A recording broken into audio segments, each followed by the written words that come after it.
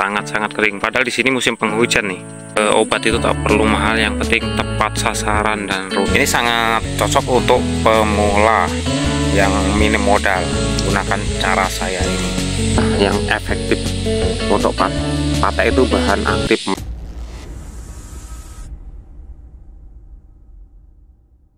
Assalamualaikum warahmatullahi wabarakatuh. Terima kasih sudah klik video ini. Oke teman-teman, ini tanaman cabai saya, dan kali ini saya akan membuat video sesuai komentar para subscriber. Tidak usah panjang lebar, langsung pada intinya, yaitu untuk pembahasan patek. Jadi kita langsung pada intinya saja. Karena saya sebenarnya bukan YouTuber, hanya petani biasa. Jadi saya akan berbagi pengalaman mengendalikan patek pada tanaman cabai. Jadi saya beritahukan dulu ya, di sini sekarang lagi musim antraknosa. Di daerah Lampung Barat ini lagi musim antraknosa. Tapi alhamdulillah punya saya jarang yang ada antraknosnya. Bukan nggak ada ya, tapi ada tapi masih terkendali. Bisa teman-teman lihat ya, di sini untuk antraknosanya alhamdulillah masih cukup aman. Mungkin ada tapi nggak terlalu banyak. Jadi saya kasih tahu dulu baru saya jelasin ya. Kalau misalnya nggak ada buktinya nanti dibilang hoax nih. Alhamdulillah bersih ya untuk antraknosanya. Hari ini sedang melakukan pemetikan dan posisinya ini terendam. Nah, ini sangat cocok untuk pemula yang minim modal. Gunakan cara saya ini.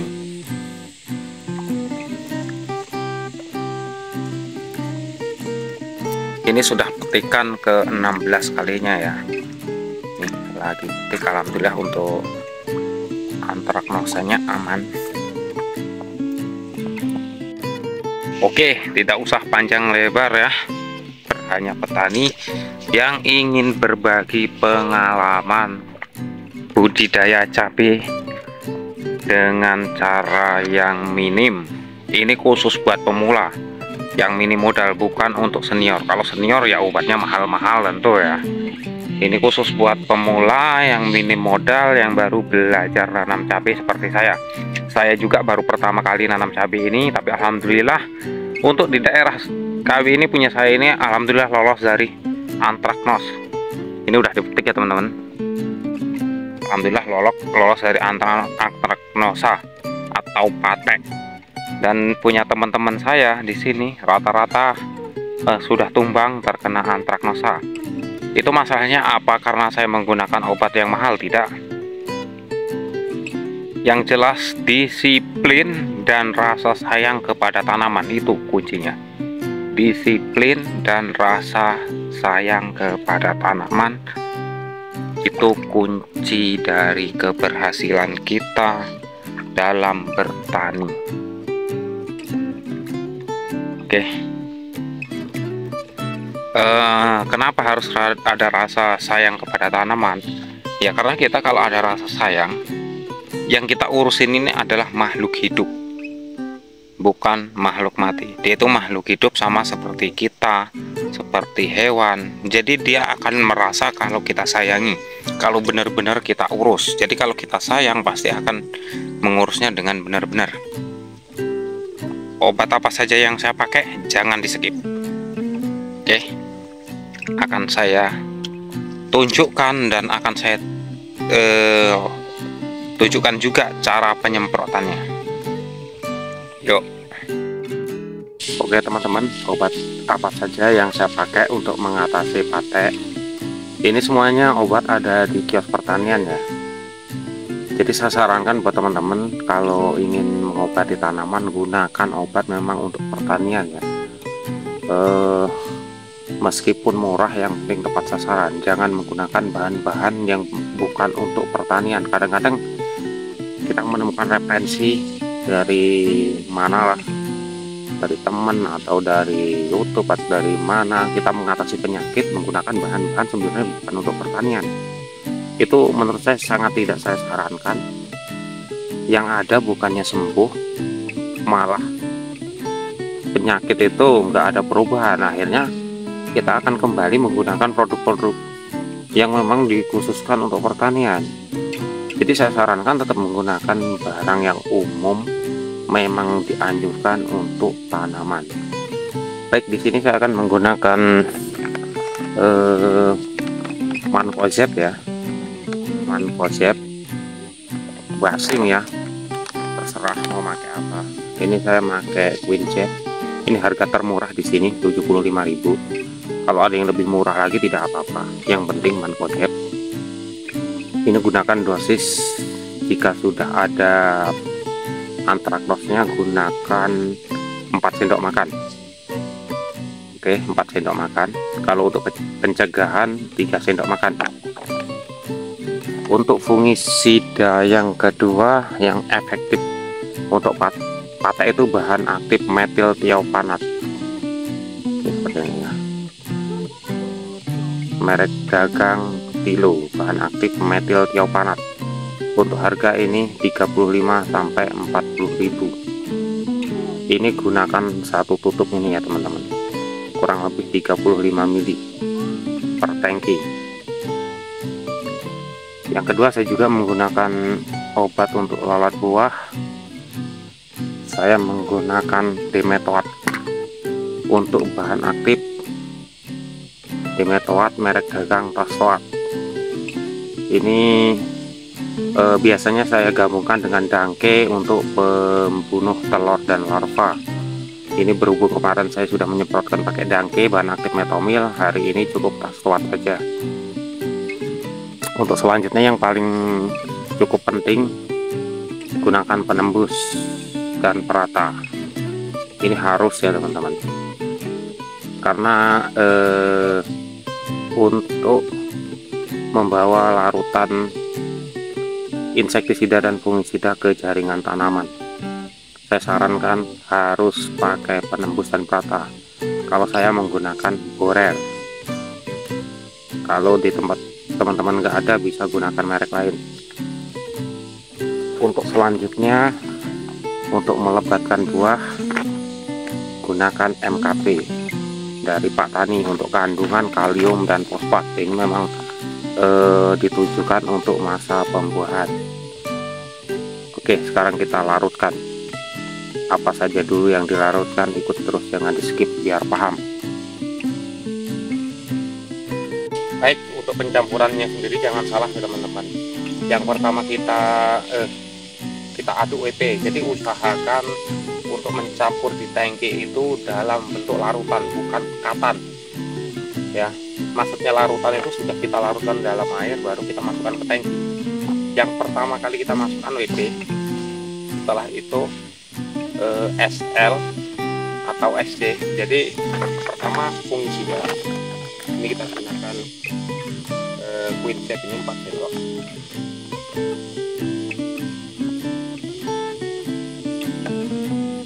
Wajah saya nggak kelihatan, nggak apa-apa ya teman-teman, yang penting kelihatan untuk pengaduan.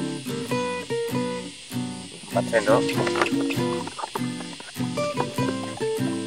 kita larutkan dulu, baru kita masukin ke tangki.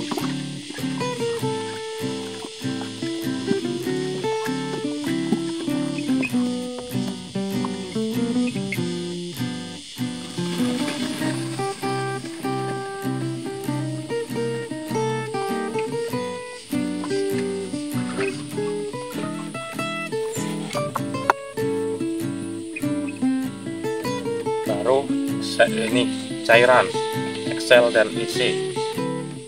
Untuk kilo kita gunakan satu tutup ini kurang lebih 30 sampai 35 mili ya. Ini sangat efektif untuk antraknosa ya.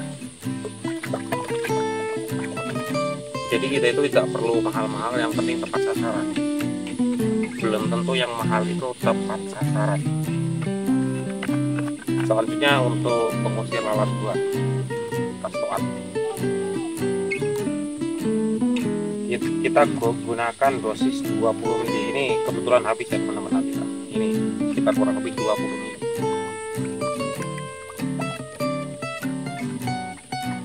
Nah, yang terakhir nanti pupuk dan pelkat.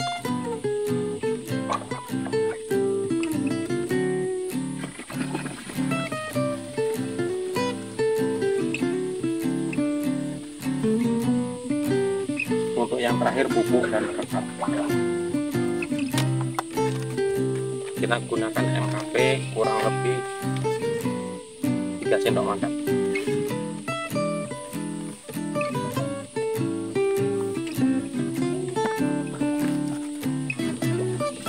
Sebenarnya pekat ini paling akhir ya, cuman ini kan sudah hampir penuh, jadi kita barengkan dengan pupuk. Kita gunakan sekitar 10 ml saja.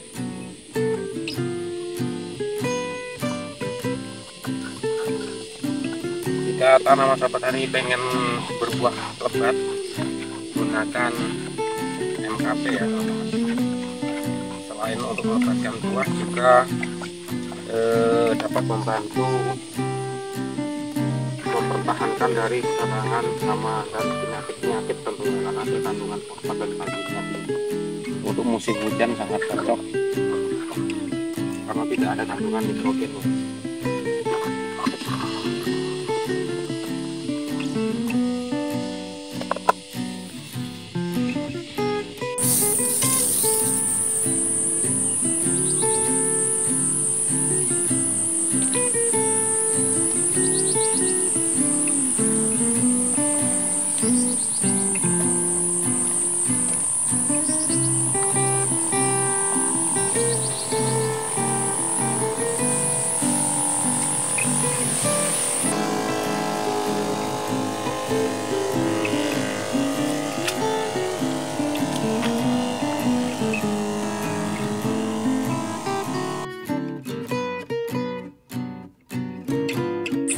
Ini sudah 2 hari dari penyemprotan ya. Kita akan mengecek pateknya sudah kering atau belum. Sepertinya di sini nggak seberapa ada ya teman-teman. Blok sini aman. Nah, ini ada serangan monyet ya teman-teman. Serangan monyet, habis pucuknya, sisa buahnya aja. Tinggal buahnya. Di sini masih banyak monyet ya. Sekarang kita cek yang sebelah sana. Mungkin di sebelah sana kemarin agak banyak pateknya. Nah, ini ada yang kemarin sempat saya tandain terkena patek. Ini hasilnya. Mengering. Kering ya teman-teman.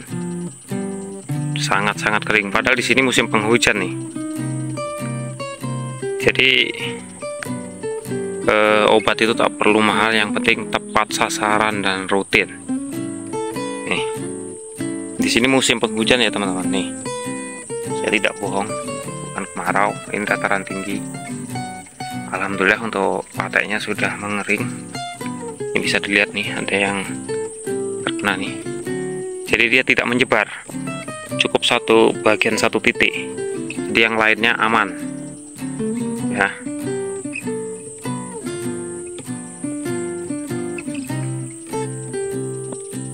Jadi kuncinya adalah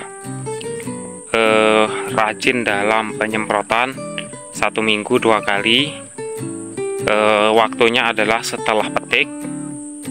Setelah petik, hari ini petik, besok kita melakukan penyepraian, dan 3 hari kemudian ya, pertengahan antara petik dan petik, di tengah-tengahnya kita nyemprot. Jadi hitungannya 2 kali dalam 1 minggu.